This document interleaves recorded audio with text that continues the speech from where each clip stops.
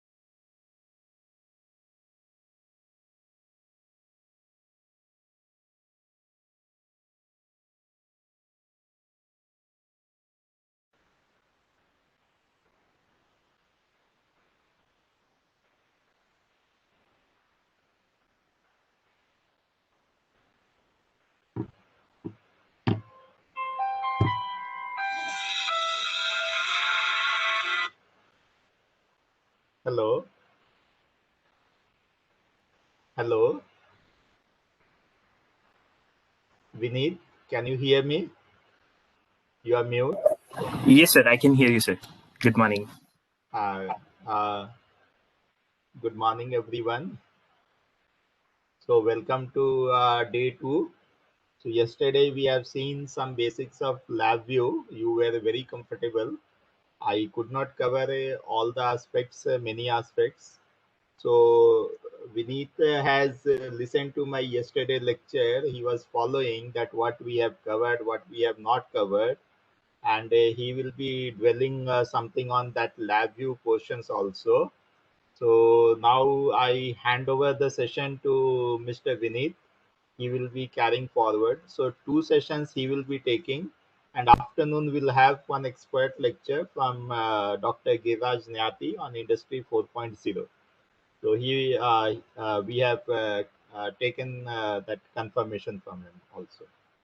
So now let us welcome Mr. Vinit Bansal. Welcome, Vinit. Thank you, sir. Thanks a lot. Should I start or should we wait for other participants to join in? I think we only have some 10, 12 candidates right now. I think you can take some feedback that about LabVIEW. Just you can interact with them and see that it will be good. You can have the feedback also from them. They can give some feedback. Yeah. So I think feedback, questions, anything is welcome. So please feel free to unmute yourself and share your feedback, queries, questions, or your experience with LabVIEW. We will ensure in the next 3 hours we add enough value for you to really learn LabVIEW in the next 3 hours, as well as data acquisition. Yesterday there was a question whether we will build any application. Yesterday in the first 3 hours we will build an application. May not be an industrial application, but a complete application to acquire, analyze, and present some data. Right. Okay. So any feedbacks, questions? Hello. Yes. Yeah, good morning, sir.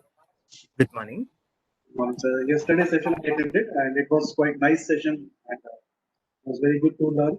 Actually, I am the person from the mechanical side. So it is totally new for me, and a part of my research is related to this lab view.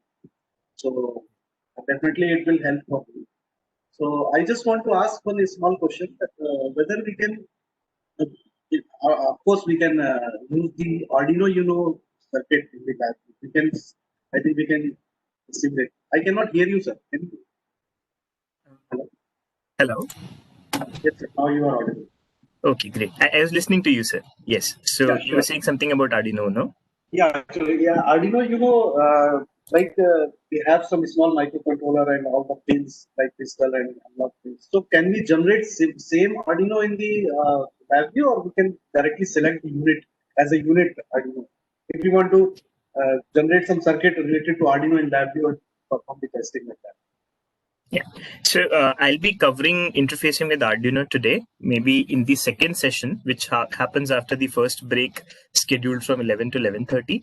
So we will get into how we can interface with Arduino as well, sir. Yeah. Okay, sure. Then So yeah. So you're saying something, sir? I will wait for that, definitely. Sure, sure. I mean, I'll spend around 10 to 15 minutes to help you understand how to interface Arduino. It's not very difficult, self-explanatory. So we'll get into that, maybe spend 10, 15 minutes there. And from there on, we will jump into other sorts of data acquisition systems. Sure. Thank you. Okay, thank you. I see more people joining in, more candidates joining in. We have 16, 17. Sir, Yes. sir, last day I made a graphical or something with Boolean control, but it is showing, matlab, it is not running. So can you check it? I can share the screen. Sure. Would you mind sending a screenshot on the chat window? Yeah, I can share the screen as well. Okay, you can send out a screenshot on the group we have on WhatsApp, right? Okay. I'll send it. Sure. Today, one of my colleagues will also join in.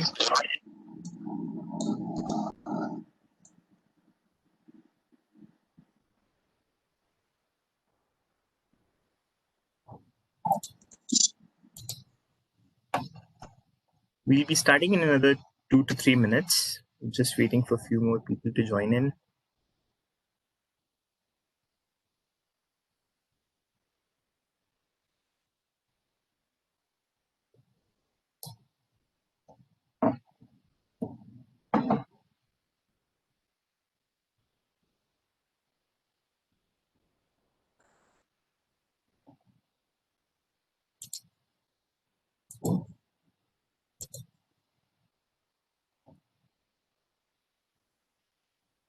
Okay.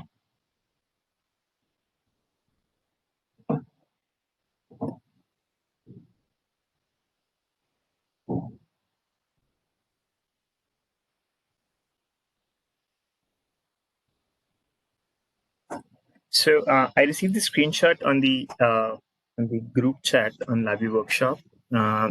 There's a small error in that program. I will be covering that during the revisit to structures. So for the first 1 hour, we will revisit some of the concepts we discussed yesterday, as well as we'll learn something new. So while I revisit to case structures, I will discuss that aspect. The mistake in the program is very simple and basic, but it's important to understand that mistake. So I will deal it while I explain case structures. Is that okay? Yes, sir. Yes, sir. Great, sure. So another 20 minutes, maybe 20 to 30 minutes, you will have an answer for that query. Okay. I think we have. Most of us have joined in. So I'll just quickly start. I'll share my screen. Let me know once you're able to see my presentation. Vinit, Yes, sir. you can turn off your video maybe to save some bandwidth. Understood, sir. Okay. Okay. Yes. Is my screen visible now?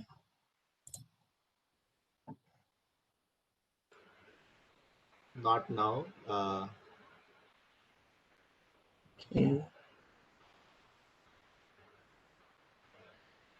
Yes, it is coming. Great. Yes, it is. It has come. Okay, great.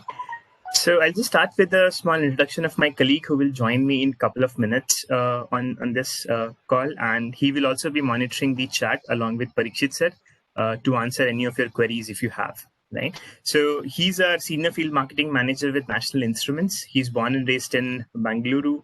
He completed his graduation from Amrita School of Engineering in 2015. He's gold medalist from Amrita School of Engineering.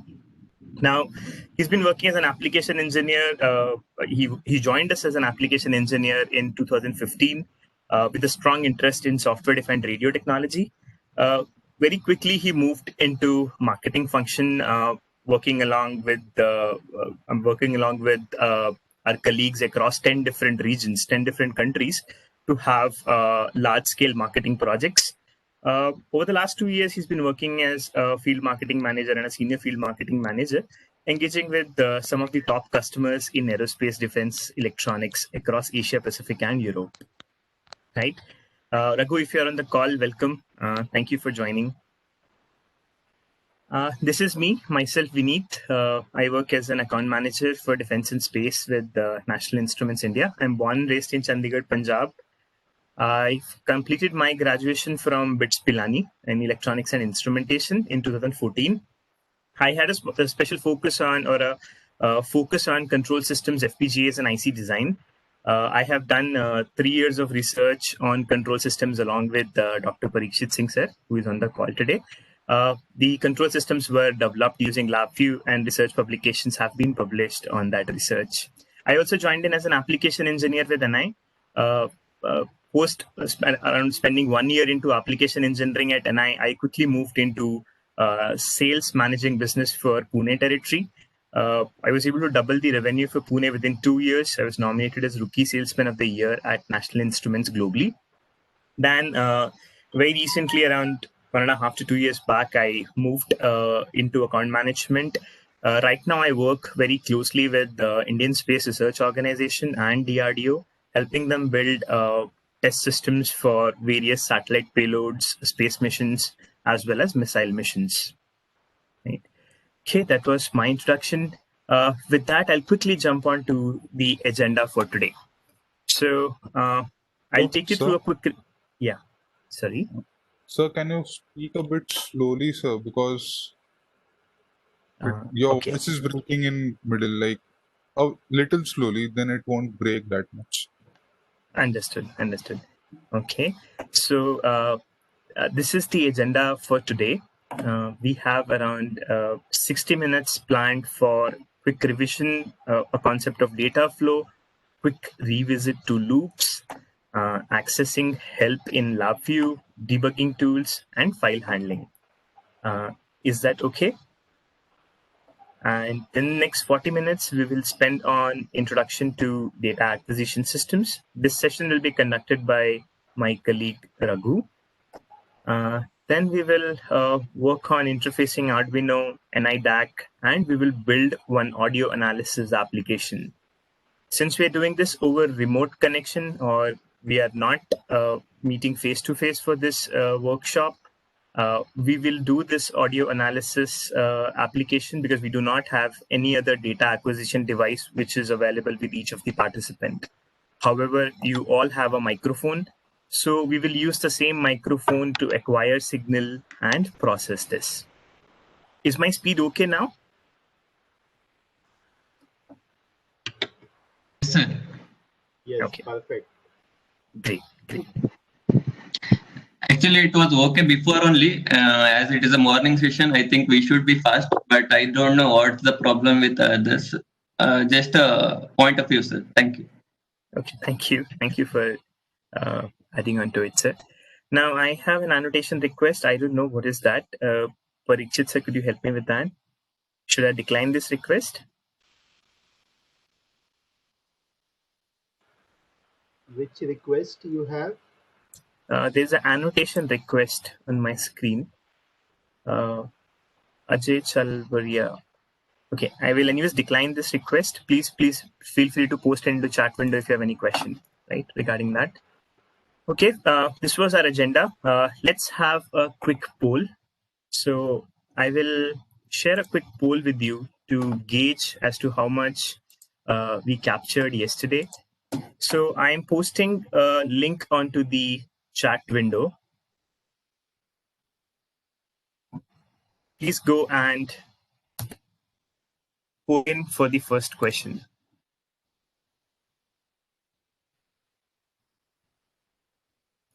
Oh, sorry, I did not post it to everyone. Okay. Have you received the link on your chat window? Yes. Yeah. Could you Yes, sir. open that link and quickly give in your poll?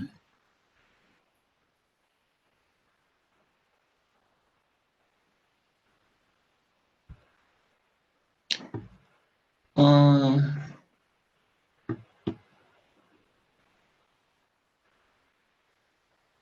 Okay, I see some 8 responses. I have 16 responses by now. Others also, please, it's an anonymous poll, so I would not know who answered correctly or incorrectly. That does not matter. What we're trying to gauge is how much of it we should revisit so that you get the best value out of the session. Okay, I will display the results onto my screen. So I have around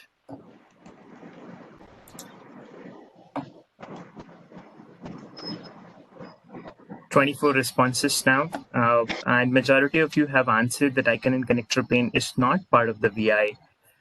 So I think I'll recover this. Actually, the correct answer would be the project. Not to worry, we will rediscuss this.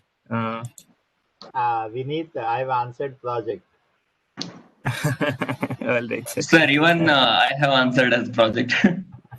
Okay, I mean, it doesn't matter who has answered right or wrong, but as a group, we want to ensure that all of us answer this question as a project.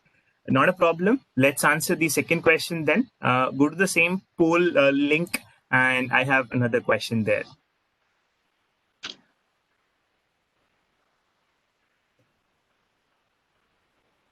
Can you see second question on your poll Yes, link? sir. Yes, sir. Okay, I've started seeing responses now.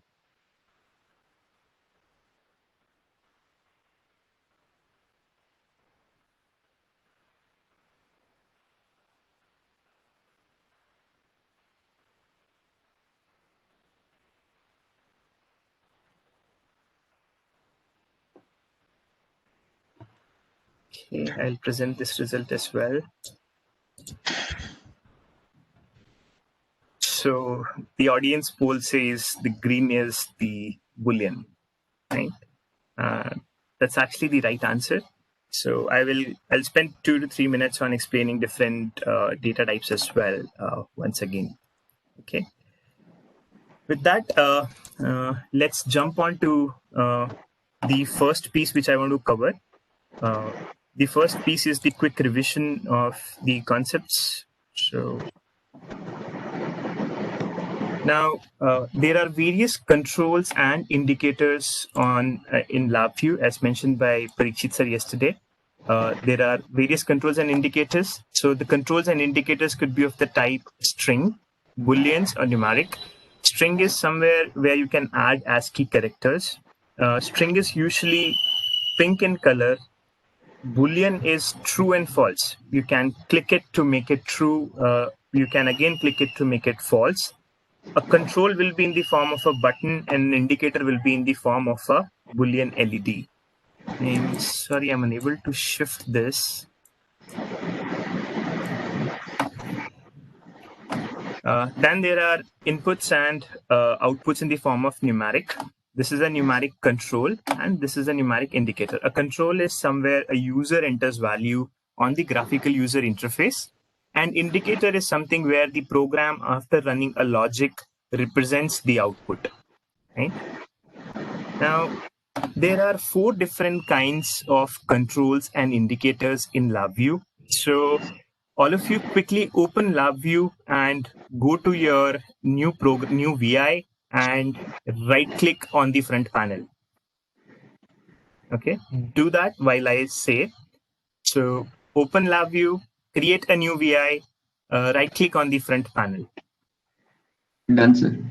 Done, right? I'll give a couple of more seconds for others to match up with the pace. Sure, sir. So once you right click on the front panel, you get controls palette. All of you have controls palette on your front panel. Yes, sir. A controls palette will have 4 types of controls: the classic, modern, system, and silver. Now, what's the differentiation? The classic ones were introduced way back in, the first or the second version of LabVIEW. These are very primitive in nature, so the GUI will not be very great, but it will have the lowest memory. It will consume your lowest RAM, right? Then we replace them with modern to give a slightly better look. And then the latest ones are silver. All of them are same for with respect to functionality. So while you right click on the front panel, choose controls, you can choose from either modern, silver, or classic, depending upon how you want your GUI to look and how much RAM you want to consume. At the same time, there are system controls. Now, how many of you are aware that LabVIEW works on to Windows, Mac, as well as Linux? So Windows has its own GUI, Mac has its own type of GUI, and Linux has its own GUI features. Now, system controls picks up GUI from your operating system. So if you create a dialog box using system controls, it will look very similar to how a dialog box would look on Windows if you are using the program on Windows, right? So all 4 functionality wise same, looks wise slightly different, RAM usage wise slightly different. Yeah, try and use, if you're making a Windows application, try and use silver controls. Okay, is that clear? Yes, sir. Actually, I'm using LabVIEW 2020, sir. It has a few more options such as NXD style and Express and .NET and ActiveX also, sir. Yeah, these features are available in the older versions as well. We're not getting into those because those are basically additions to the native LabVIEW controls and indicators. LabVIEW is open to bring up new, you can add controls to LabVIEW, new type of controls to LabVIEW. You can add various sorts of themes as well. So we will just discuss in the class as what is native to LabVIEW, and whatever is additions to LabVIEW, that is something left for user to interpret. Okay. Okay, sir. Yeah. Now I'll get into quickly the wire colors. Parikshit sir had very well explained yesterday that different wires in LabVIEW have different meaning, or different colors in LabVIEW have different meaning. We are not intending to make a rangoli on the screen, but since it's a graphical design language or a graphical programming language, we want to ensure everything can be understood by just having a look at it, right? So a floating point number is always represented by orange color in LabVIEW. What is a floating point number? Would anybody want to take a guess at it?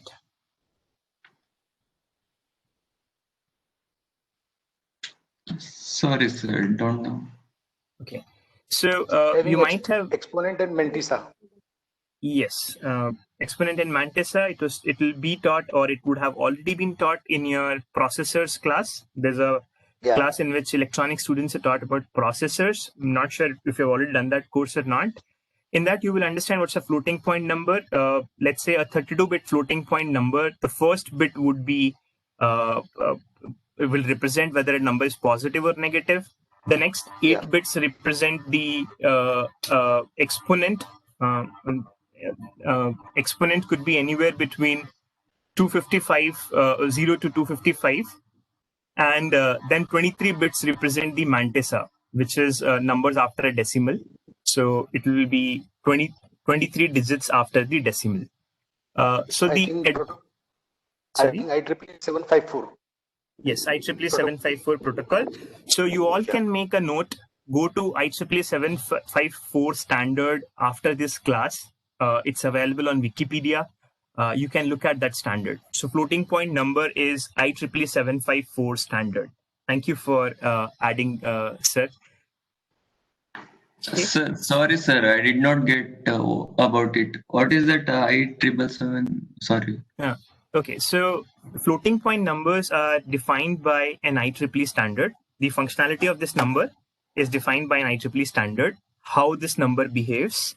So that standard of IEEE is IEEE 754. Just make a note of it and read about it during the break between 11 to 11:30. We will relook at a floating point number at 11:30. Okay, so just go to Wikipedia and read IEEE 754. Okay. Okay, sir. Noted, sir. Now, hello. Yeah. Yes, sir. If my control is of floating type and indicator is of integer type, then the wire connecting the control and indicator will be orange or blue. So the wire which will connect will always be of the source type, right?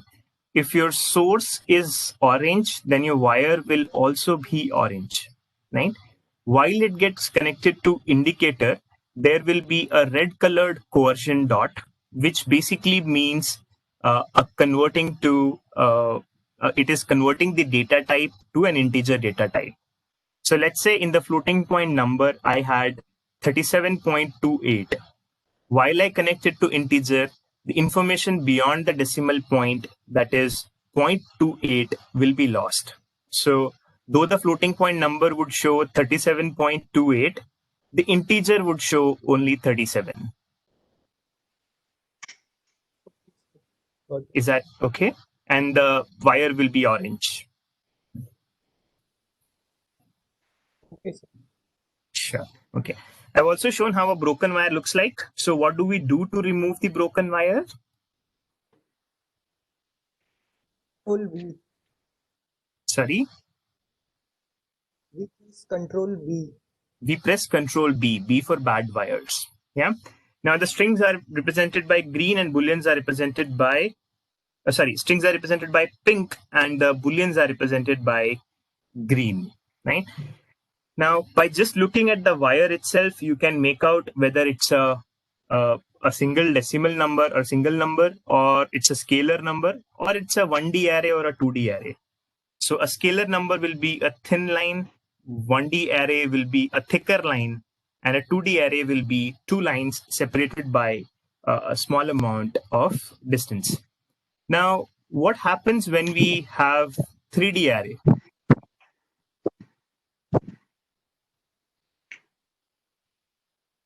The distance between these lines will further increase, and the breadth of the dotted lines, strings and booleans typically have these dotted lines, these will increase. The width of these lines will further increase. Okay. So from now on, this was a quick revisit to some of the concepts discussed yesterday. Now let's understand how does execution happen in LabVIEW. Okay. Now before that, we all are engineers here on the call. How does execution happen in C? How does execution happen in C? Left to right and top to bottom. Left to right and top to bottom. Yeah. How does execution happen in LabVIEW? Is it left to right? Left to right. Okay. How many of you say left to right? Sorry about the background noise. It's my secondary monitor making some noise. Sir, it depends on connection. If we do connection from right to left, if we put controls on right side and put indicator on left, then it will be from right to left. Okay. Okay. Partially right, but there's another concept of how execution happens in LabVIEW, which I will explain. Any of you who is thinking that it's left to right, then he must answer what happens if we have something like this. Right? Now, left to right can be for this set of controls and indicators and for this set of controls and indicators also. Right? And rightly mentioned, somebody just mentioned on the call, what if I move addition block from here to a left side? Then what will happen? Right? So keeping this confusion, or in order to not create confusion, we follow a data flow execution in LabVIEW. Okay, I will use this term multiple times in the day today. We follow data flow execution. Okay, what does data flow says? Data flow says any node which has all its input data will execute, right? So let's say this addition block, if number 1 and number 2 is available, then it can execute, and only when it executes it can give the output, right? Now once this output is available on the subtraction block and this number is available, then the subtraction block will, or subtraction node will, execute and give the data output. Okay, now all controls as well as constants will always have data. Okay, they will never wait for data, they will always have data. So which one will happen first, the addition block or the subtraction block?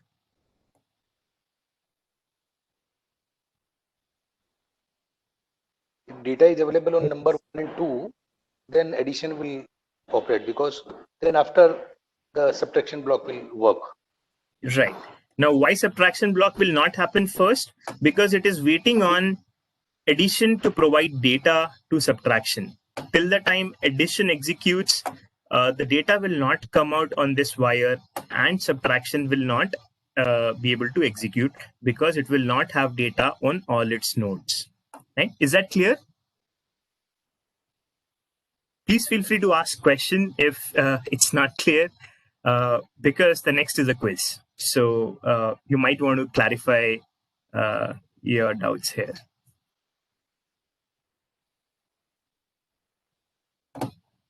Okay, so I take that. Yeah. Any questions? No, sir. Clear, sir. Okay, great.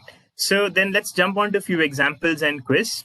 Okay, please look at this problem statement. Okay, and figure out which block will execute last.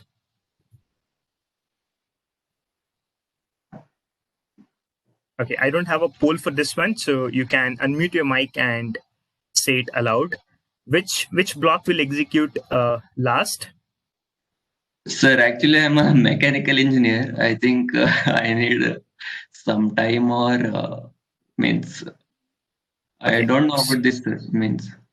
Okay, so you don't really have to worry about what this program is doing. Don't think about that because that is something we have to teach you yet. But think about which block is dependent on which all blocks and which block should execute at the end using the data flow concept we discussed in the last slide.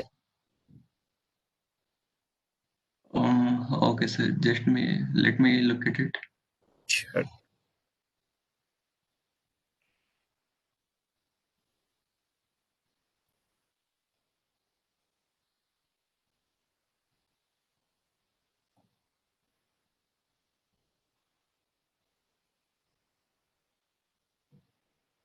So the error handler?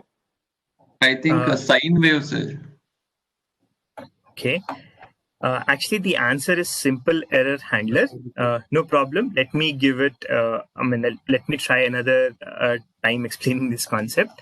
So as we discussed, any node which has all its data points can execute and can give the output, right? So first of all, does this sine wave depend on any inputs? Does this function have any inputs? No, sir. No, that means this has all its data points and it is ready to be executed, right? This file dialog, is it waiting on any of the inputs or it has all its inputs? File dialog, it has two inputs, sir. That is a prompt and default name. Yeah, it has two inputs, but both of them are available as controls and indicators always have data. Sorry, controls and constants always have data, right? So these are constants and they have data, right? You all can make it out that it's a constant? No, sir. Okay. How come they are constants, sir? Okay, I will explain that how it is a constant. Now, if you look at this sine wave, it's an indicator which will show up on the front panel, right? Similar way, this number 1 and number 2 are controls, and a user can change it during the runtime, right? While a user is using front panel during the runtime, he cannot make any edits on the block diagram, right? So is there any way by which he can make an edit in this 50? Like there's a 50 here. By any means, can the user who is using the program change this 50 to 49 during the program is running? No. No. So anything which cannot be changed during the execution of the program is considered as constant. Oh, okay, sir. Right? So these are constants. I mean, before I start running the program, I can change anything in these. But while I'm running the program, you cannot change anything in these. So these have data. So my file dialog and simulated sine wave, both of them have all of their inputs. Okay. So any one of them can execute first. Okay. Because they're not waiting on any input, right? This TDMS block, if you look at this block, TDMS block, is it waiting on something for the data? Yes. It is waiting on this wire to provide it the data, right? And the output on this wire will only be available once file dialog executes. So we are sure that TDMS open is definitely going to execute after file dialog. It cannot execute before file dialog, right? Any queries? Okay. Now this TDMS write, let's say the next block, what all it is waiting on? It is waiting on this, first of all, the reference line. This is called a reference wire, as well as an error wire, as well as this output of the sine wave, right? This is a constant. This is always available. So this TDMS write block is waiting on 3 inputs. One from TDMS open, two from TDMS open in the form of a reference as well as the error, and one from the simulate signal, right? So TDMS write will only a TDMS write will only execute after which 2 blocks?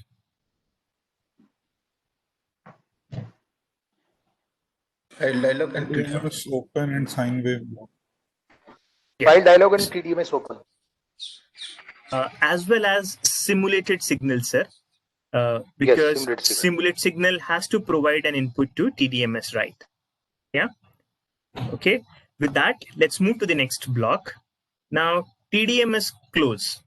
What all blocks should execute before execution can really come to TDMS close? TDMS close is waiting on data for TDMS write. Right? TDMS write will generate this data for TDMS close. Only then TDMS close can execute. Is that right? So TDMS write, TDMS open, file dialog, simulate signal, all of them should have executed before TDMS close can really execute. Right? Now, second last, I should say, TDMS file viewer, right? It is waiting on data for which all blocks? It's waiting on data for file dialog. File dialog will send out the file information to this block. And also it is waiting on this one more wire, which is coming from TDMS close. So file viewer can only execute after TDMS close has executed. Right? Now, when will TDMS close execute? When all the blocks prior to it, which are giving data to it, have executed. So TDMS file viewer can only execute after TDMS close. Right? Now, the last block is simple error handler, right? It is waiting on TDMS file viewer to execute, right? Once TDMS file viewer executes, the processing will shift to simple error handler once the data is provided over this wire to simple error handler. Is there any other block which can execute after simple error handler? Because simple error handler is dependent on almost all the blocks to execute, and then only simple error handler will execute. So is there any other block or is there any other function which is waiting or which can happen after simple error handler? No. No. Okay. And somebody might have got confused by looking at this sine wave. What is this sine wave? Constant. Yeah, it's an indicator. It's an indicator actually. The data will be displayed onto this once the program executes. So constants are these which have data on the block diagram. Controls and indicators are accessible on the front panel. So the data of sine wave will be displayed on the front panel where you can view the waveforms. So this function will generate a sine wave. That sine wave will be represented on this chart on the front panel. Yeah. Okay. I think we've spent good time on this. Now let's practice some of the problems. So again, I will give you a poll link. Can indicator be changed during execution? Indicator will be changed by the logic, sir, by the program itself. So program will generate some data which will be displayed onto the indicator. It is only a displaying device. It's only a display, sir. Indicator will only display the data during execution, and control is something which a user can change during execution, right? While the program is running. Right? Okay. So when a user accesses LabVIEW program, he doesn't have to really go to the block diagram. He will access it only from the front panel. The front panel will have all controls and indicators for him or her to feed in data to the program through controls. That data will go back to block diagram, some logic will execute, and the output will be displayed into the indicators. Right? Did I answer your question, sir? Yes, fine. Great. So let's attempt answering these questions. I have a question on the screen. Which one executes last? I will quickly give you a poll link to poll. You can look at the program in the meantime. Let me just issue a poll link. Think about the answer in the meantime while I'm generating the poll link.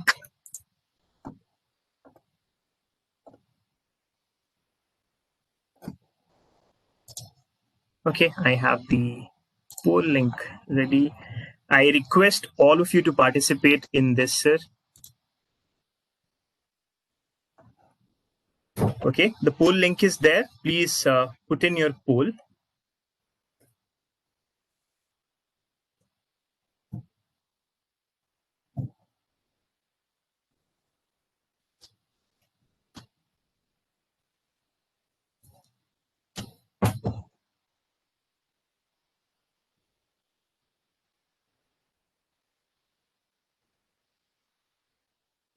I have one response, two responses yet.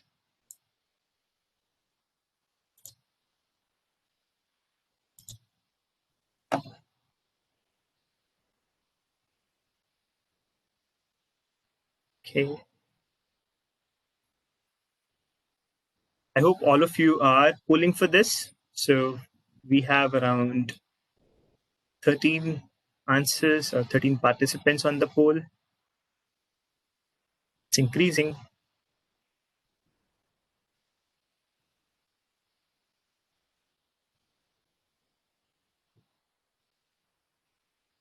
Okay. I have mixed responses on the poll.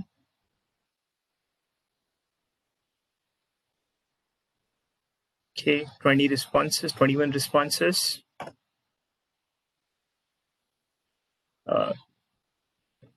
Parikshit sir, how many participants we have on call right now?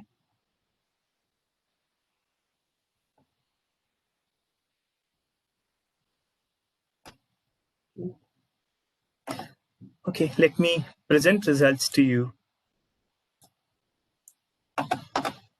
This is the real-time poll which I received from all of you. Now, the correct answer is cannot be determined. Okay, let's see why. Why it cannot be determined. If you look at this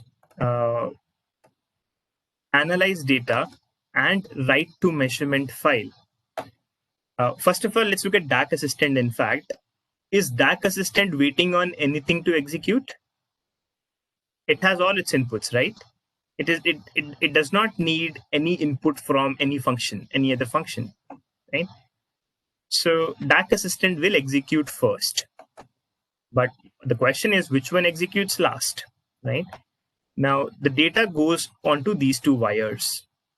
Now write to measurement file as well as statistics, both of them have the same wires as inputs, right?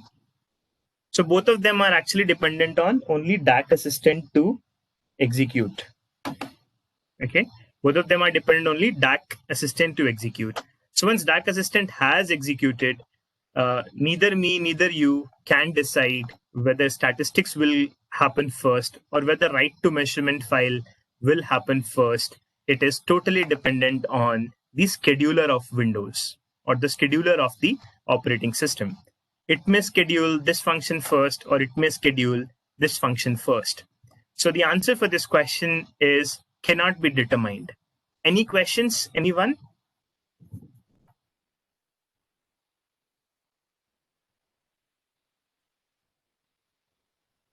Any questions?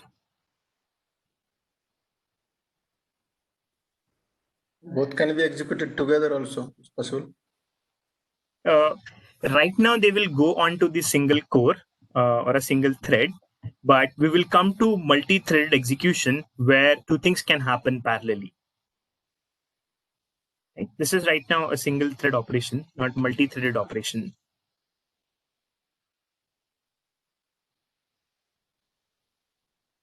Okay. Yeah, okay. Now let's move on to the next question, something very similar. Okay, this question. Okay, do you see a slight change in this program now? Okay, let's try the poll again. Go back to the same link. I have another poll question there. So just go to the second slide of the same link. Okay, which one executes last?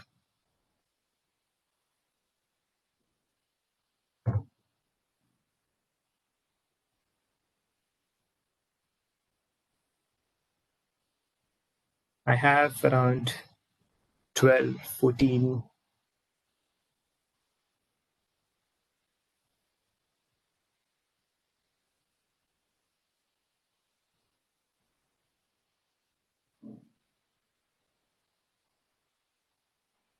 Okay, so I have around 24 responses. I'll wait for a couple of more seconds.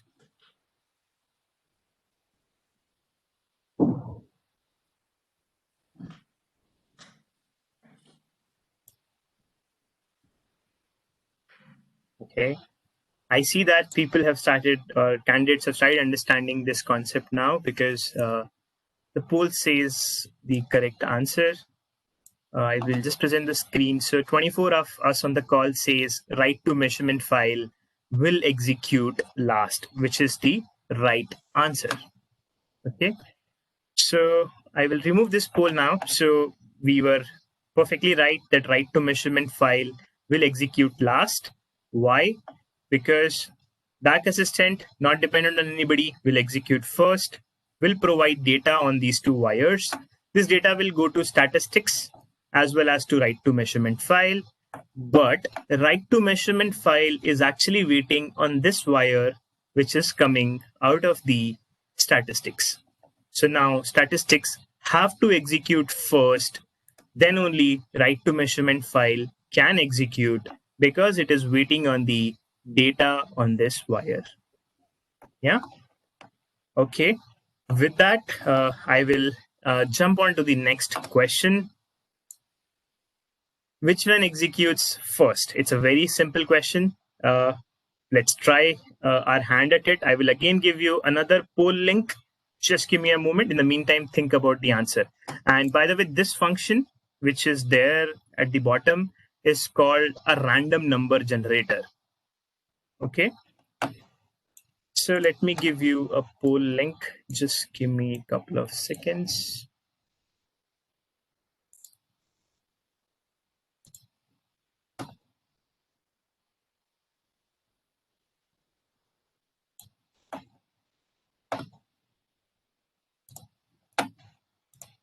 Thought about the answer, all of you? So what is the this thing giving the input to subtraction, the second input? Yeah, as I mentioned a few seconds back, this function is called a random number generator. It's a random number generator. Okay. Yeah, these two dices which you see here, Yes. these are random number generator function. Random number generator. Okay, sir. Okay, great.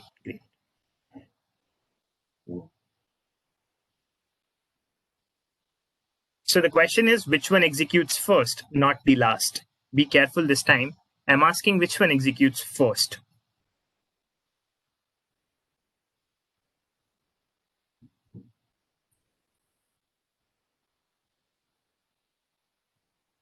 Okay, let me present the poll data. Around 22 participants we have.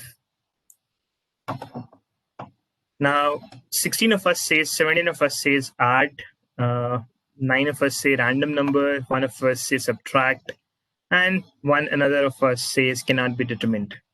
Okay, so the right answer is cannot be determined. So congratulations, one person who understood this concept well. Let me give it another try at explaining this. Now, this addition block is dependent on what all to execute, number 1 and number 2, right? This random number is waiting on what all to execute, nothing. But number 1 and number 2 are controls, so they will always have data. That means addition is ready to be executed because it has all its data points. Random number is anyways not having inputs, so it is also ready for execution. So we really cannot determine whether the addition will happen first or whether the random number will happen first. But what we can determine is that subtraction will at least happen last, right? Is that understood? This is my last example. I'm not going to spend more time on this, but if you have queries, feel free to unmute yourself and ask me now. This is a very important concept for us to understand tunnels. If we don't understand this now, we will not be able to understand tunnels. Sir? Yes. Numbers are constants? Numbers are? Or controls? Controls, sir. So you can see these numbers can be controlled from the front panel, right? These are basically nodes of the front panel. So these front panel nodes are controls, right? Okay. Now, moving on. Any other doubts? Please feel free now because the complexity is going to increase from here. Yes. Sir? Yes. Since this random number generator is also an input, that will always have some input data with them. Okay, but the subtraction block will depend upon the output of addition. Right, sir. Then why we are saying that we cannot determine? The question is, sir, which one executes first? The question is not which one executes last, right? Okay, no, that's what I'm saying. This random generator is an input, so it will always have data, or it is not controlled. Random number generator is a function, sir, that gives us an output of a random number, right? Yes, yes. Right. So once this Yes. function executes, this will start giving us a random number based on the Gaussian distribution, right? Yes. Right. So this will start giving us one random number. So it has one output, but it has no input. The seed input Yes. is not available on this function, right? There are different functions available which have a seed input, but this random number does not have any input right now. Okay, so it is ready to be executed, right? Something which does not have any input can execute immediately. Okay. Right. Okay. Again, but it's not a control. Okay. So what I meant is, sir, controls will always have data, right? Control will always have data. Controls doesn't execute. Control is just a variable, right? What executes? Function executes, right? Function executes. So there are only three functions on the slide: addition, subtraction, and a random number, right? Now, will addition function happen first, or will random number generation function happen first? Which one will happen first? Any of these can happen, right? Yeah. Because addition needs two inputs which are available. Random number doesn't need any input. So both of them are competing with each other as to which one executes first, right? Which will depend on scheduler. But we know for sure that subtraction will execute the last because it is waiting on both the addition and the random number block, right? Let's say if LabVIEW was designed in a way where where any node can execute anytime, right? Then the numbers would not have been added and we would have already subtracted random number from a default number. That would not give us the correct logical result, right? So LabVIEW ensures that all the functions are executed in a way that you get a logical correct output. Ashok sir, did I answer your question or did I further confuse you?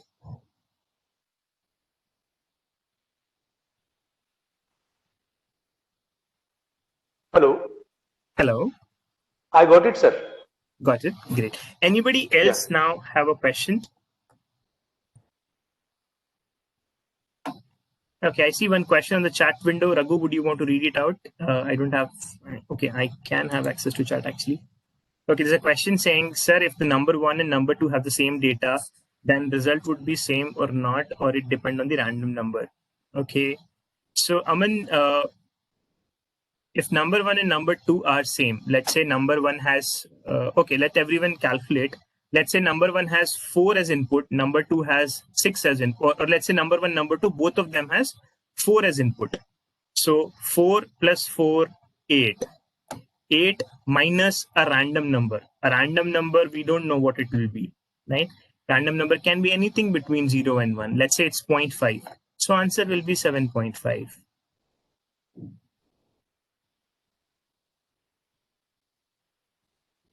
Hello? Hello? No, yes, sir. If a random number, would we change or not after every execution? Random number generates in every execution. So random number generates any random number between 0 and 1. So if this program runs 100 times, it will give 100 different values here every time in every iteration. Okay. Did I answer your question, Aman? Yes. Okay. Great. Sure. Yes. So this random number generator, you said that it generates number from 0 and 1 only. So Between can 0 we and 1, change sir. this range between 0 and 1? So can we change this range or it's fixed? Okay. Is So there any let's way say to I have, customize? Raghav, let's say I have numbers between 0 and 1. I want to scale, I want to have numbers between 0 and 10. What would an engineer do? Multiply that by 10. Is that right, Yes, Raghav? I can multiply. Yes, of course, I can multiply by 10. But Right. yes, I can do that, of course. Yes. I can multiply it by 10.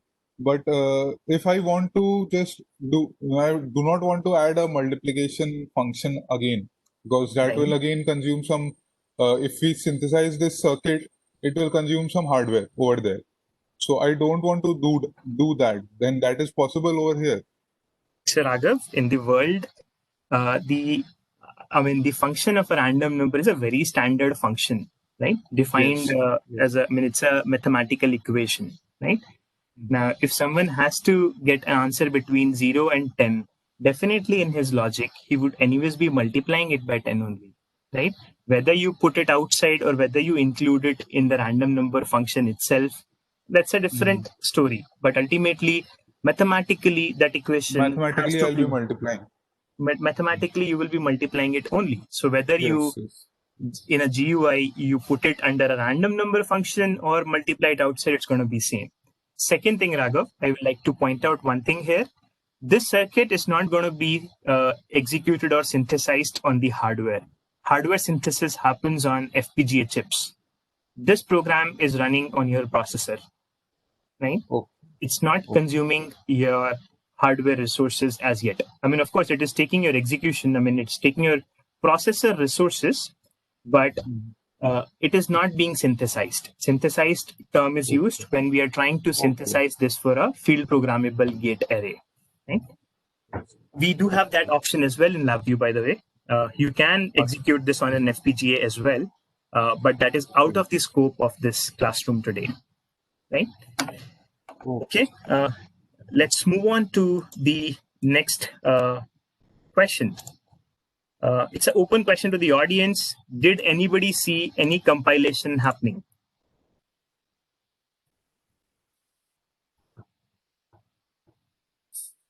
No. But we mentioned that LabVIEW is a programming language. Then why did compilation not happen?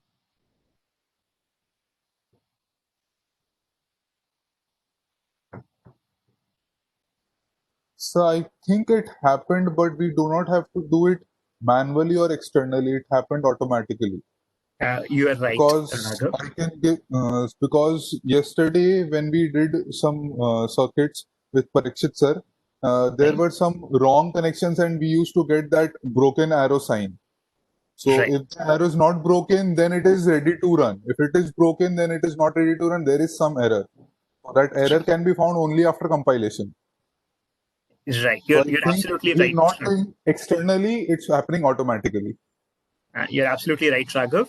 LabVIEW is a continuously compiled language. When you change any piece or any portion of the block diagram or the front panel of LabVIEW, it quickly compiles that piece.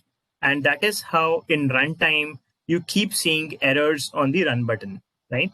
LabVIEW automatically compiles and quickly tell you, hey, there is a compile time error here, and this connection which you have made is invalid. Yeah. So you're right, Raghav, that it's continuously compiled language. It does automatically. Another question, or let's say relook at some of the structures we saw yesterday. So this is a while loop in C. Is my understanding correct? While A is less than 20, statements in this while loop will execute, right? This is a standard while loop in C. So what for a while loop to execute, we give a condition and put a code inside the parenthesis. Right?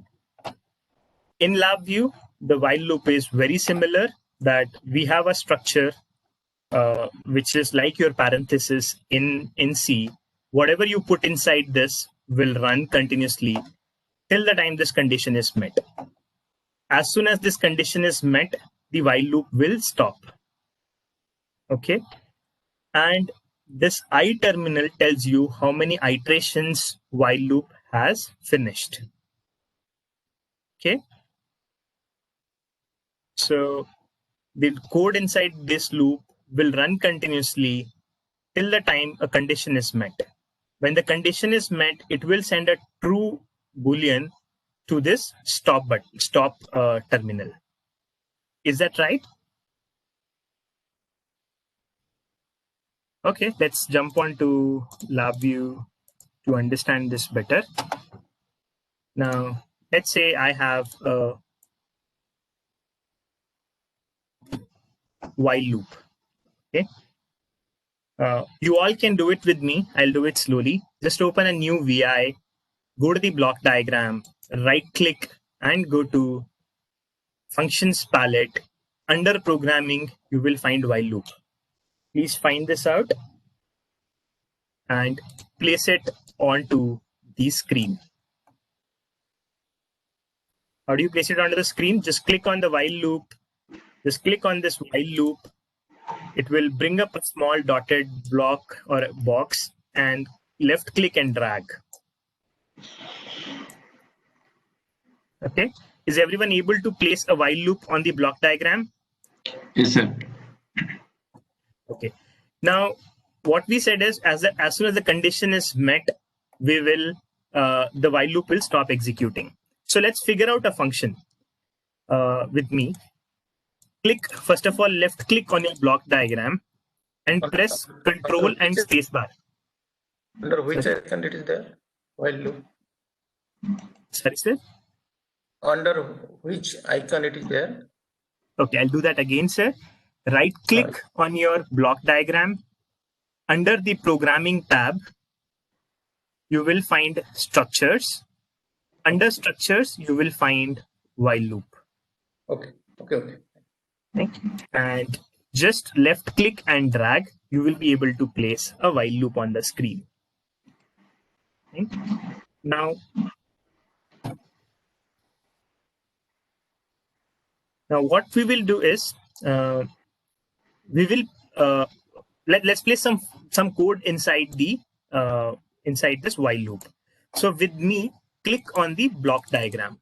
Okay, just simply left click on the block diagram.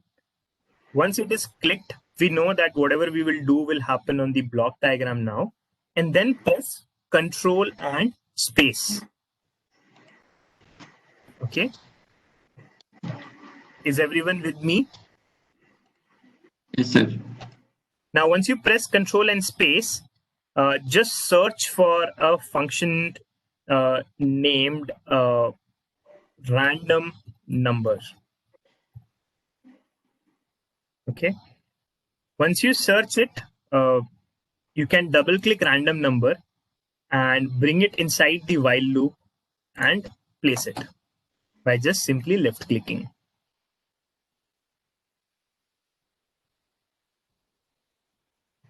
Okay.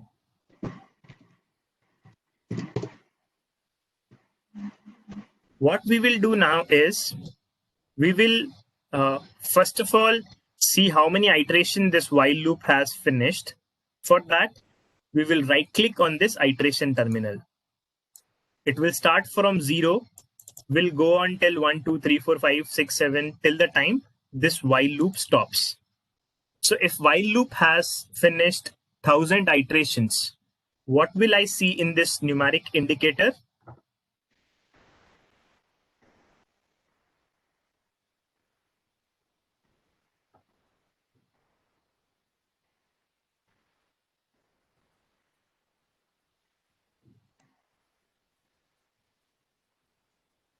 Hello?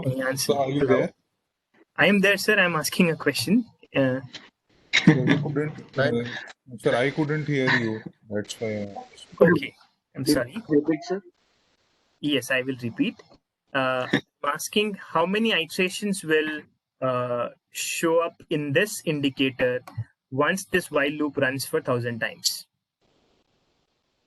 Let's say this while loop ran for 1000 times. What will show up in this indicator?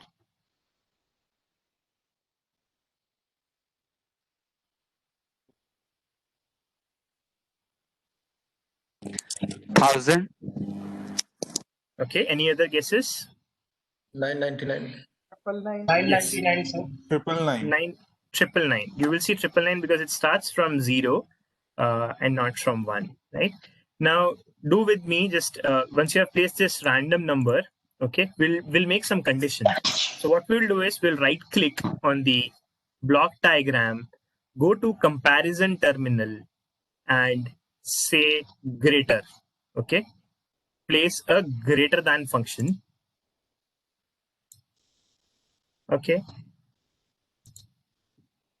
Then we will wire the upper terminal, the X terminal of the comparison terminal with the random number.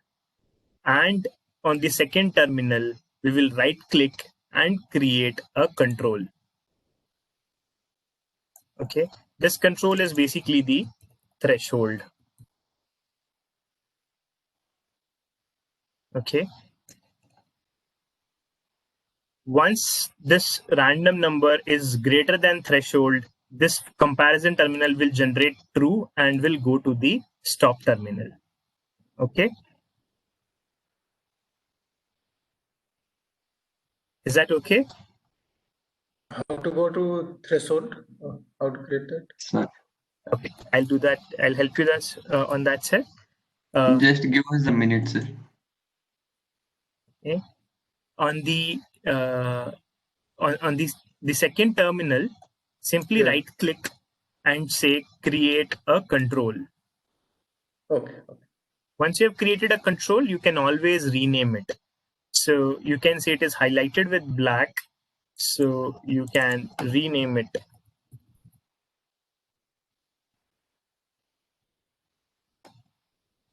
Done, sir. Okay. How about others? Others were able to connect the output of the comparison terminal to the stop terminal.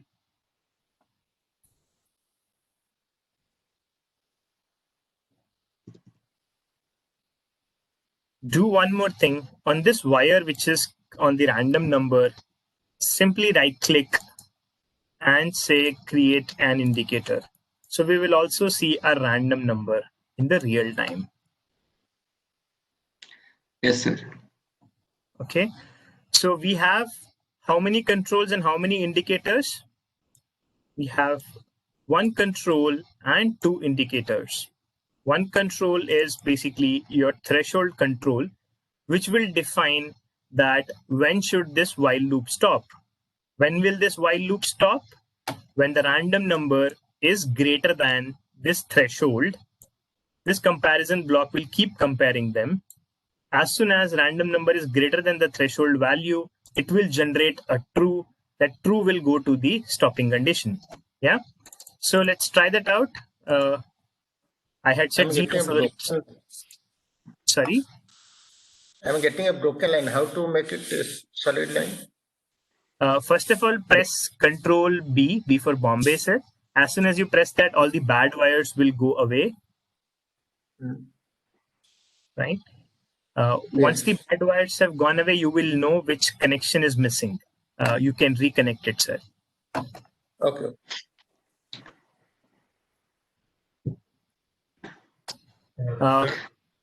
Done, everyone? Yes, sir. Sir, can you just zoom in a little bit on the block diagram? Means it would be little clear for us, means on the screen. Okay. Zoom option is not available with me. Sorry, but I can change the resolution of my screen. Just for clarity, sir, means it would be better if it looks larger. So. I understand. So, Vinit, can you hear me okay? Yes, Raghu. So I was just suggesting maybe you can take a screenshot and zoom in on that. Okay, I just means I have no doubt on this one, sir. Already I have done the job. Just for means to see as it is means the fonts are smaller, and so for just for that reason, sir. No issue, sir. You can continue, sir. Okay, no, I think a very valid point, Naveen sir. I think what I've tried is I've tried to change the resolution of the monitor. Please see if this looks better. If not, we can also go by the way of creating screenshots. Okay. I'm not able to remove. Actually, even I have tried, sir. Actually, we can't zoom in or zoom out on that plane. So we can zoom in and zoom out on LabVIEW next generation, sir, NXG. We are right now learning the normal LabVIEW in which zoom feature is not there. Okay, I've landed up in another trouble. I'm not able to move. There is a WebEx screen showing up on my. What's the problem, sir? I have a WebEx screen blocking my view on the screen. Just give me a moment. Sorry for the interruption, sir. I think it was okay before only. Please continue, sir. No, I think I am able to do it now. I'm able to minimize it. Great. So you are able to see it better now, or is it still a smaller font? No, sir. It's okay, sir. Okay. Let me do one more thing. Means if there was an option just to zoom for that while loop, means it would be better. But no issue, sir. It's good, sir. Okay. I'll try and change the font size, sir. That might help us remember application font. Raghu, by any chance, do you know how to change the application font size? I found another workaround. So Windows, I'm guessing you're using Windows 10, right? So there is an inbuilt there is an inbuilt magnifier application, so you can control it from there. Okay, got it. I've been able to change the font as well now, so I think it will be larger. Okay. So is everyone with me till this point? Yes, sir. Okay, great. So indicator, I am not able to connect. I'll help you out, sir. Just give me a moment.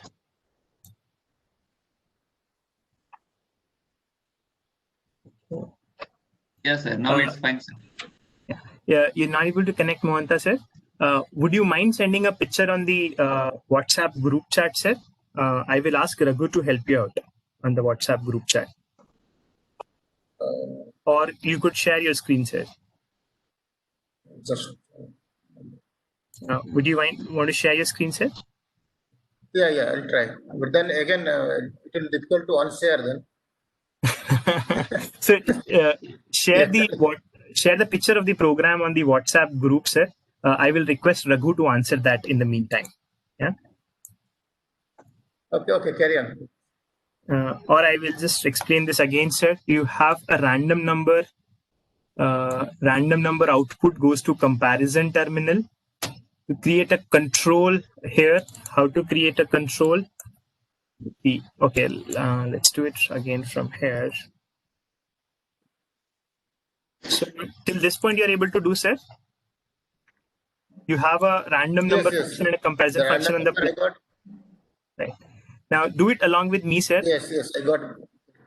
Place a wire between the random number and the comparison terminal. That I have done. That is not a problem. Okay, then create a control on the second terminal, sir, and name it threshold. Oh, there I have done. That is a mistake. Okay. Create an indicator I showed. Indicator would be to display data, sir. Wherever we have to give an input here. Okay, it's control. Okay. Yeah, got it. Okay. Now we'll run this program. Let's set the threshold to, let's say, 0.8 and run this. Okay, so I can see my while loop has executed 3 iterations. Sir, actually, front panel and block diagram means panels are overlapping, sir. Yeah. Control T. I can do that as well, but yeah, now it's fine, sir. Actually, they were overlapping. Now they are fine, sir. Okay. Now we have had the threshold of 0.8. We set the threshold of 0.8. As soon as the random number generated 0.823, the execution stopped. Now to see it slowly, we can simply add certain delay here. Now how to add delay here? Delay will do nothing but just add a certain amount of wait time in the loop. Okay, so loop will execute only after that many milliseconds, whatever I connect to the wait block. So how do I put a wait block? Right click on the front panel, go to timing, choose, right click on the block diagram, go to programming palette. Under programming, there will be timing. Under timing, there will be wait. Place a wait on the screen, create constant and pass on, let's say, 1000 milliseconds to it. Okay, 1 second, right, sir? So yeah, 1000 milliseconds is 1 second. Now I will run this and let me increase threshold slightly higher. So it may run longer maybe. So you can see random numbers being generated here. As soon as it went to 0.98, greater than this threshold, the execution stopped, right? Is that okay? Yeah. Now Yes, let's do another thing. Let's yeah. Yes, ma'am. Can we change the range of our random number because it's restricted between 0 and 1? Can we change it? So random number is typically between 0 and 1, but let's say you want a random number between 0 and 100. What I will simply do is I will simply multiply this with 1000 or 100.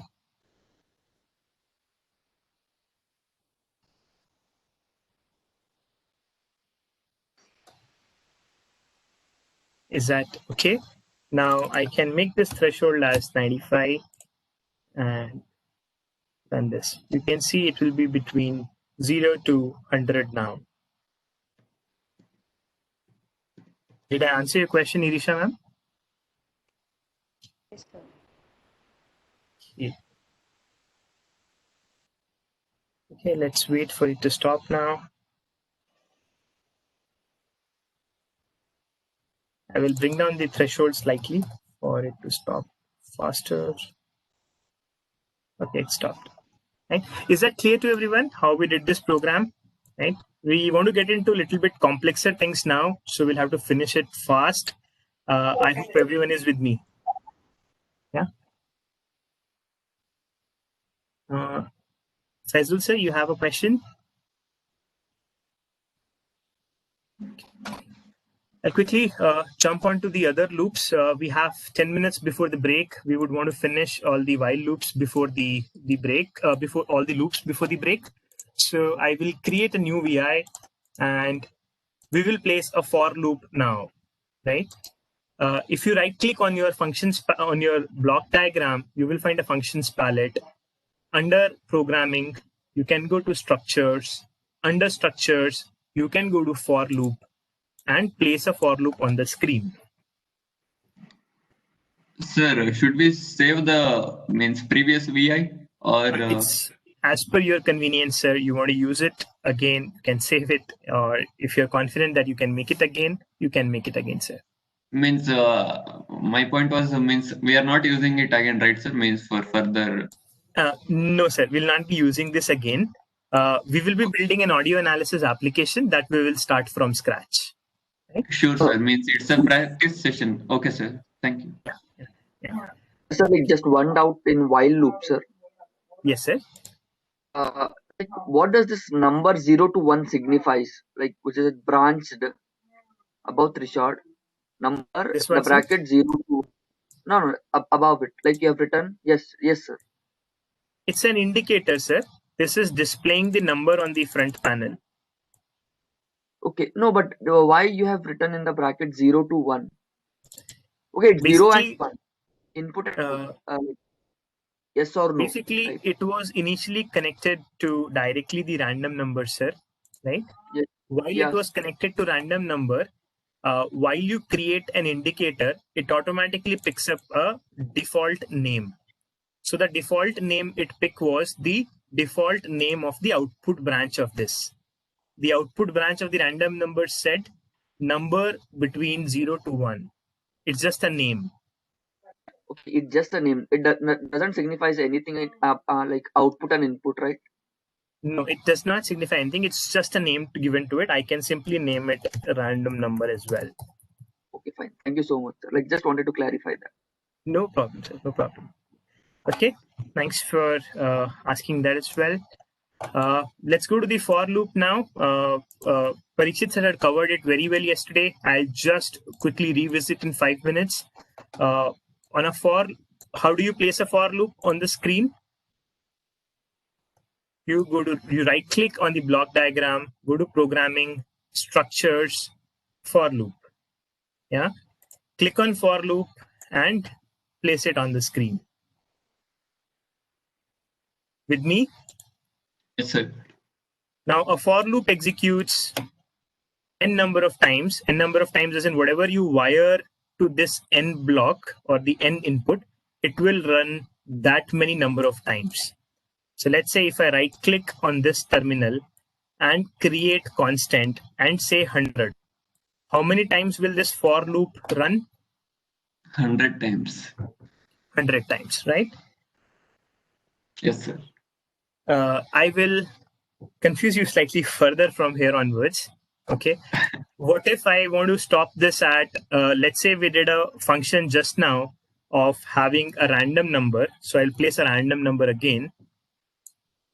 And I want to have a feature where if the number goes beyond 20, if the random number goes beyond threshold, then again the for loop should stop.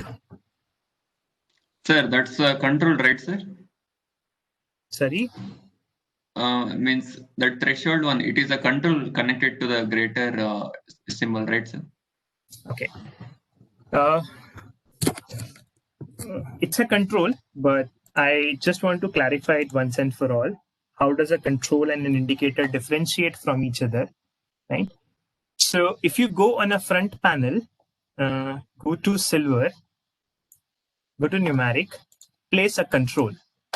Okay. As soon as I placed a control onto the front panel, can you see a corresponding terminal on the block diagram? Yes, sir. Yeah. Now we will do the same for an indicator. We'll right click on the front panel, go to silver, numeric, indicator. Okay. Now we have a control, we have an indicator. Can you see any visible differences between them? Not right now, sir. Okay. We can see, sir. Sir, the control has output, whereas Yeah, means it has buttons there, that control one. Yes, we can increase or decrease the values in control. Okay. Yes, you're right, sir. So on a control, if this is a control on the front panel, I have an option to increase or decrease the value, right? Because it's a control, user has to give value to this, right? A control is where user enters value, right? On the block diagram, when you look at a control, it will have an arrow on the right-hand side. That means it is giving data to the block diagram. Whatever user sets comes from the front panel to the block diagram through this terminal, right? A control will always act as an input data for your logic on the block diagram, right? An indicator will have an input terminal on the left-hand side, right? Can you see that? It has an arrow on the left-hand side. Yes, That sir. means it is expecting data from the logic to be displayed to the user, right? Another visible difference on the front panel. The background of controls will always be white. Background of indicators will always be gray. Okay. Another visible difference on the block diagram. Control will have up and down marks on the block diagram. Indicator will not have up and down marks because it's going to indicate the value whatever logic will calculate, right? The outer boundary of a control is thicker. The outer boundary of an indicator is thinner. That means there is some white color filled in, whereas this is a bold and a dark boundary on a control. Does this clarify controls and indicators to everyone? Yes, sir. Yeah. 100%. Great. Yes. Yes. Great. Now let's go back to the program which we were building. So the problem statement was, though this for loop runs 100 times, but in C, you might have seen a break statement. How many of you remember a break statement in C? Break statement in a for loop in C programming language. So let's say a for loop is defined to run on 100 times, but let's say you want to break the for loop after a certain condition is met. Then you use a break condition. In LabVIEW, how do you add a break condition to for loop? Simply right-click the for loop and say conditional terminal. As soon as you add a conditional terminal, you can see a condition terminal like while loop appearing on the for loop. Now, whenever this random number is greater than threshold, this function will give true as an output. This true I can connect to the stopping condition. Is that okay? Sir, just a minute. Actually, yeah, got it, sir. If you right click on the for loop, on the boundary of the for loop, please ensure you right click on the boundary of the for loop and then find out this conditional terminal.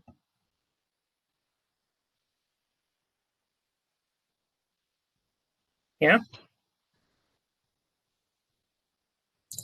Okay. Now we will come back to the front panel. Okay. Sir, actually, I did not get that. It is not created, sir. That red button at the bottom. Okay. So click on the for loop. Left click on the for loop first. Is the for loop highlighted? Yes, sir. Yeah. Now right click on this boundary. Do you get a similar palette like this? Just a minute, sir.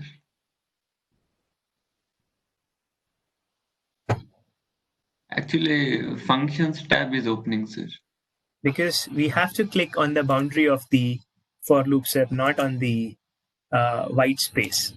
Please ensure you right click on the boundary of the for loop. Yeah, got it, sir. Yeah, you will find conditional terminal here. Yeah. Is everyone with me? Is everyone able to find this? Conditional terminal. Yeah, got it, sir. Okay. Now, as soon as the random number is greater than the threshold, it will pass a true to the stopping terminal and the loop will stop, right? So let's monitor the number of iterations. How do we monitor?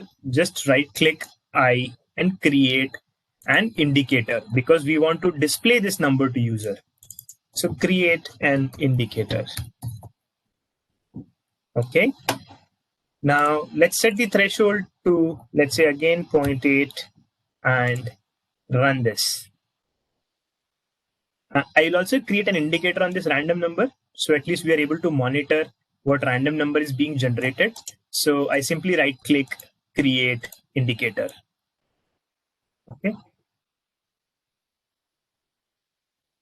With me, all of you? Yes, sir. Okay, let me run this. So in the second iteration itself, I got a number greater than 0.8 and the program stopped. Though we had set the number of iterations for the for loop as 100. Okay. Is that clear?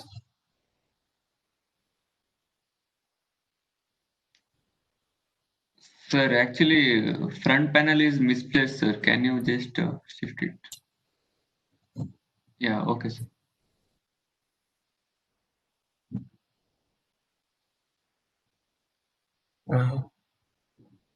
Were you able to make it run like this?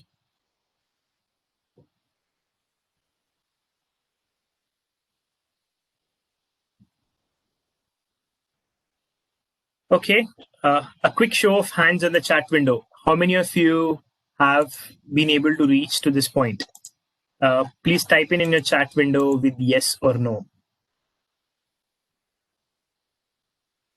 What did you ask?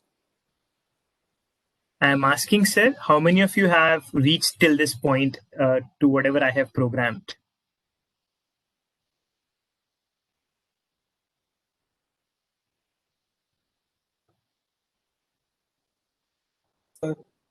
Hello? Yes, sir. Yes, Raghav. Sir, I want to know, sir, in the for loop, when you right click, there was an option of breakpoint.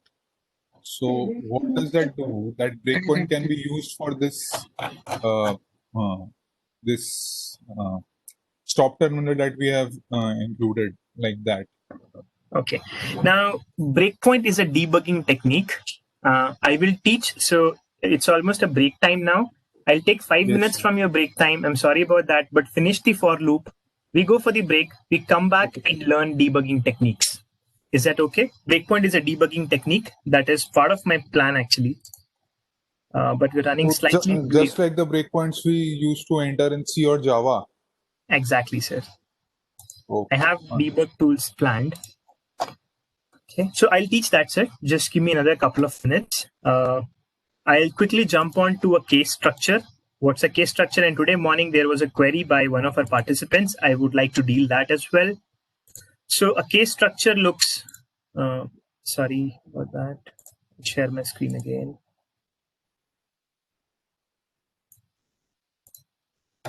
A case structure looks something like this. A case structure has a case selector terminal and there is a case selector label, right? You have seen if and else statement in C. You have also seen case statement in C. This case structure takes care of both these statements, right? So let's quickly program it in LabVIEW and see. Yeah, I'll go to LabVIEW, create a new VI. Okay. Right click like a on the ternary operator in C. Sorry. So is it like a ternary operator in C, that question mark in colon operator? I am sorry, ma'am. I do not understand the ternary operator. Sorry for the lack of knowledge, but let me find out what's a. So there also we put a condition. If it was Okay. true, we would go for some other, and if it was false, we would go for the statement written after the colon. Question mark, then. Sir, it's like writing if else in short. Understood. Condition value if true, value if false, right? Yes. Yeah, got it. Yeah, so it's very similar to that, ma'am. You're very right that I can have a case structure. Okay. The beauty of LabVIEW is you don't have to worry about parentheses, colons, semicolons, etc. Everything is taken care by the GUI itself. So you don't have to put any parentheses or semicolons here. You just have to have the case selector terminal here. If it is true, whatever logic is present inside this true case will run. If the statement connected here is false, whatever is in the false structure will execute. Okay, let's build, let's take a simple example. How many of you are able to place the case structure on the block diagram first?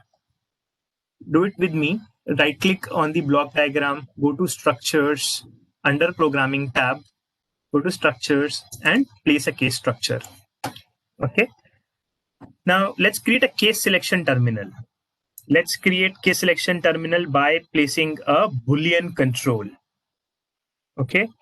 So we will go to silver, Boolean, and create a Boolean button. Okay, push button. I've created this on the front panel. I will name it as true and false terminal. Okay. Connect this true and false terminal to the case structure. Okay. Now, if this button is true, then logic in the true will happen. If this button is false, then the logic in the false loop will happen. Okay.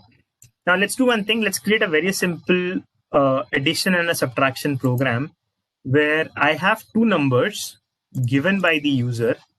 So I'll place a numeric control. How to place a numeric control? Right click on the front panel, go to silver, numeric control. Okay. Right click on the front panel, silver, numeric control. Place one of the controls, name it A. Plus control on a keyboard, click the number and drag. It will create another control for you. Name it B. Okay. With me or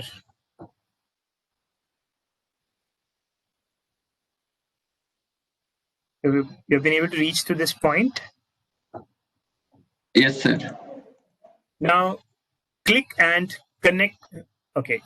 Dinesh sir, I saw your response no. Please unmute and let me know where you are stuck. I'll help you out, sir.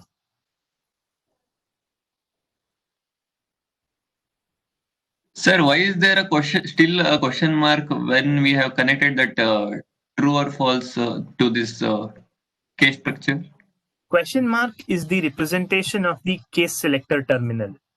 The question mark will never change. It will remain as a question mark because it is asking for a case selection information, right? Color of this can definitely change. Right now the color is green. Green signifies what? Boolean. Boolean, true and false. Yeah. Now, what we do is, Dinesh sir, you were not able to reach to this point. Please help me understand where you are stuck. I want to help you out.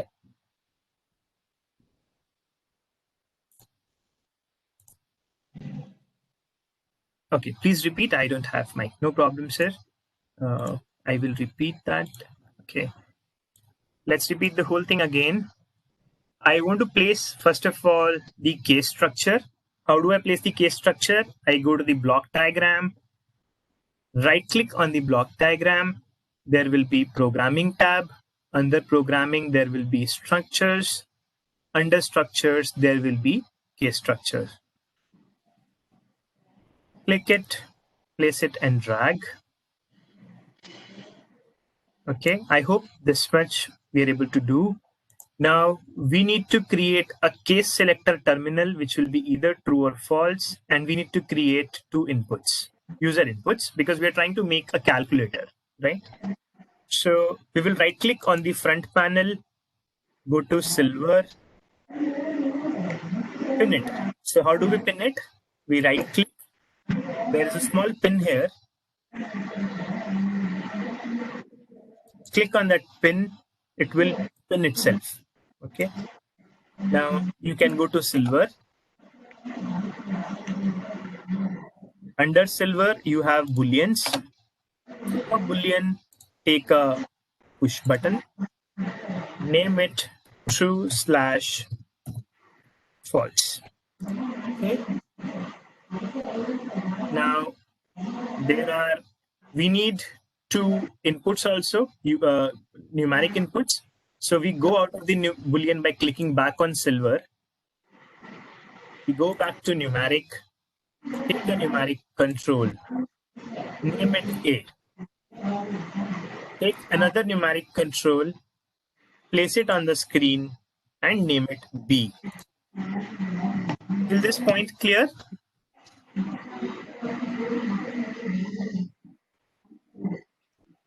Yes, sir. Great. Now let's connect the case selector terminal to the case selector. Okay.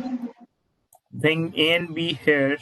Click on the A terminal, wire it to the edge of the function, edge of the case structure.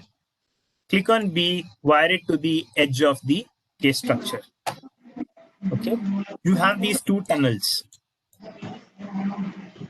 Okay. Now, how many of you remember data flow from today morning? Data flow says any terminal or any function which has all its data points will execute, right? Now, this case structure is dependent on these two tunnels to execute, these two tunnels to have data. But these two tunnels are connected to controls, and controls always have data. So this case structure is ready to be run. Okay, this case structure can execute immediately as soon as you run the program, and it will be the first function. Now, when I press true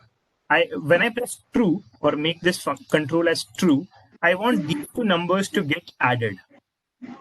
When I press false, when I uncheck this or make it false, I want my numbers to get subtracted.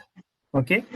So what I'll do on the block diagram, right click, take numeric, under programming, go to numeric, select subtract.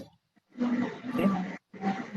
Same way, go to numeric, under programming, select addition. Okay. Now bring this addition block inside the true case and connect these two. Okay. And take a wire from the output, connect it to the output terminal, connect it to the output, connect it to the right edge of the case structure. Okay. You can see I have created a tunnel here. Okay. Now go to the false case, place the subtraction block, connect the two inputs of the block again to this tunnel. Okay. On this tunnel in the block diagram, right click and create an indicator. So I have this indicator with me. Yeah. This is the sum of two numbers. Sir, actually I missed something. Means where did that addition node means went, sir? Means it comes under true, I think, right, sir? So yes, case structure has two cases right now, true and false. If I click on this arrow, I can see there's a true and a false. So if I go to false, I will see logic for false. If I go to true, I see logic for true. Yeah, got it, sir. Just give us a minute, sir. Sure, sure. Please finish this.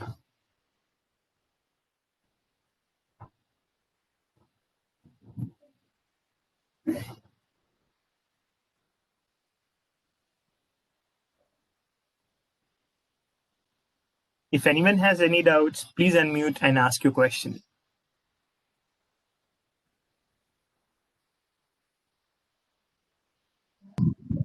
Hello. Yes, sir. Hello. Yes, sir. Sir, I wanted to know that in C or C++, if you do I++ in for loop, right? Yes, sir. So how do we implement that in the loop case? So the for loop is auto incremented by 1 in LoveView. Yeah, that's right. That I got it. That. But if we want to create that I++ I equals to I+1, then how do we do that? Is it possible? Okay. It is possible. I will delete again after the break, sir. Simply, you can create a feedback node and keep adding 1 to it. I don't want to confuse others, but for your knowledge, and simply create a for loop, add a shift register to it, create a constant. Sir, I just got another doubt. Means. Just give me a moment, Naveen, sir. I am answering one query of participant. Yeah, I sure. will take your question as well. I forgot who asked this last question of I+1, but something like this can be done. Slightly higher level concept right now. Yesterday we did touch upon the feedback nodes or the shift registers. If you have followed it well, then you can understand this program. If not, we'll spend 5 minutes on shift registers as well. Okay. Did I answer your question? Not sure who asked this. Sir, Saurabh. Yes, Saurabh said it. Got it? Sir, I am a student. Okay, okay. Now, Naveen, you had a question. Yes, sir. Can you just switch between true and false? Means just for a second. Yeah. Yeah, means that indicator remains same for both, right, sir? That was the question. Indicator remains same for both of them, and that is the problem we had on the question which was given today morning. Hello. Okay, sir. Means as it is named as sum, so I was just got confused. Means I think we can name it as a sum bar. Yeah, output.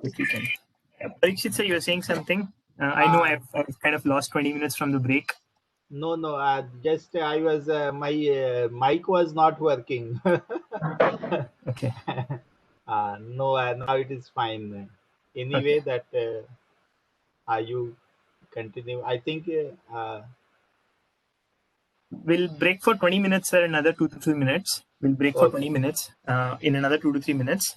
Yes. Sorry, participants, of taking your time from the break, but just don't want to stop at this point. I want to deliver one concept, which was the mistake today morning. Is everyone with me till this point? Is everyone able to make this logic? Yes, sir. Yeah. Now, today morning, we had a screenshot on the group chat where this was not connected. Okay. As soon as we do that, okay, let's say this tunnel gets an answer only when it is in the true case. When it is in the false case, nothing is connected to this tunnel. So what will happen is this will give you a compile time error. How to find out what is the error in the program? Simply click on this run button. It will list down all the programs which have an error. Right now, this is an Untitled 11 program. So I'll click on Untitled 11. It tells me where is the error. So it says tunnel missing assignment to tunnel and gives a description of that error. If I double click this, it tells me where is the error. Right? I went to the errors, double click it, I got it that I have not connected something here. So let's say if a user while running, let's say if there was no compile time error here, and if this program runs, then while the user presses false, it gets into the false structure. What should come as an output here? Nobody knows, right? So it is important that all the tunnels are connected on the case structure. So today morning, this tunnel was missing data. Wire was not connected to this tunnel.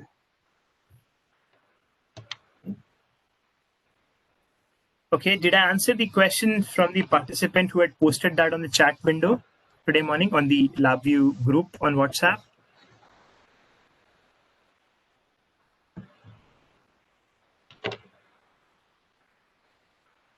Yes.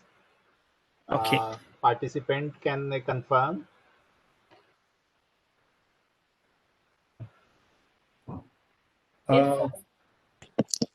Sir. Okay, great. Fine, so we understood how does a case structure work. Let's run it. I will run it in the continuous mode. Let's say add one input as 3, other input as 2. Right now it is in the false mode. So in false, we have subtraction. So 3 minus 2, 1. If I make it true, it will add these two, 3 plus 2, 5. Okay. With this, you can break for 20 minutes or so. We should be back around 11:40, 11:45. We're running behind schedule, so we're cutting off 10 minutes from your break. Sorry about that. If anyone has queries, he or she can stay back. I am on the chat available. Others can break for 20 minutes. Hello, so. Yes, sir. So one thing I want to ask, so you said that you will be telling us how to extend the evaluation period of LabVIEW. So I'll when do you will that, be sir. telling Today that itself, to sir. us? Today itself, sir. Today. Okay, sir. Okay. That will be probably the last topic I will cover. And if I forget, Okay, sir, do no let me problem. know. I'm just asking that you will just tell Yeah, us. Raghav. The idea is do remind me in case if I miss. So we will break for 20 minutes. Be back at 11:40, 11:45, and we'll start again. Okay. So I'm having a problem. Please. Yeah. So whoever wants to discuss the problem can stay back. Yes. So at the end of the addition block, when I'm connecting it to the boundary of that case block, it is not getting read. The arrow is also broken, so not able to judge Okay. what is wrong in my chip. Okay. Can you do it again with me? Just delete this wire. Okay. And delete this wire as well. Okay. And press Ctrl B to remove bad wire. Done till this point? Done till this point, sir?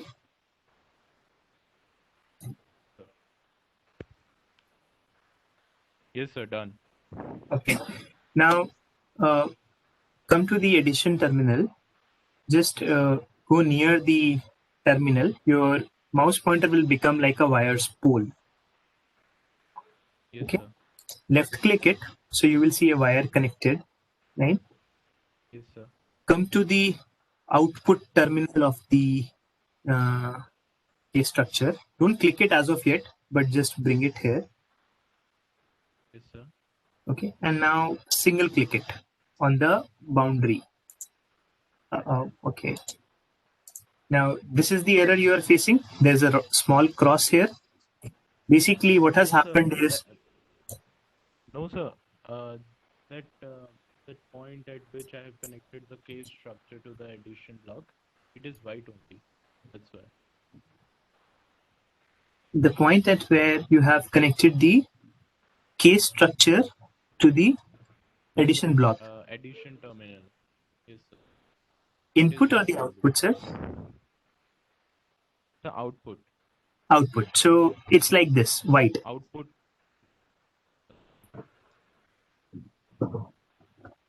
Aman sir, is it like this right now? Like you have a white this thing? Yes, sir. Yes, sir. Yeah. Exactly like this. Exactly like this. Now go to the other case, subtraction case. Take the wire from here, connect it to this panel. Same one. Same one, sir, because while the user presses true, we want to add. While the user presses false, we have to subtract. Indicator is only one, right? Calculator has only one display. You change the function, but calculator displays it on the same screen. Okay, sir. Now it has come right. Thank you, sir. Great. Great. Okay. Do we have other participants who have questions? I think Vinit, you can also take some break and maybe. Yes. I'll also break for 10 minutes. Just give some rest to my throat. And Yes. Dinesh sir, I will personally discuss this query with you, what you have asked about virtual experiment laboratory in LabVIEW. I will personally discuss this with you. Just give us some time. Yeah. Post break, I'll discuss it with you. Yeah. Thank you all for your patience. I know it's we're already behind schedule, but thanks a lot for being patient. I'll also break now. Yeah, no issues, sir. Welcome. Thank you. Thanks a lot. Thank you. Thank you. Let us meet at 11:45. Sure, sir. Yes. Bye.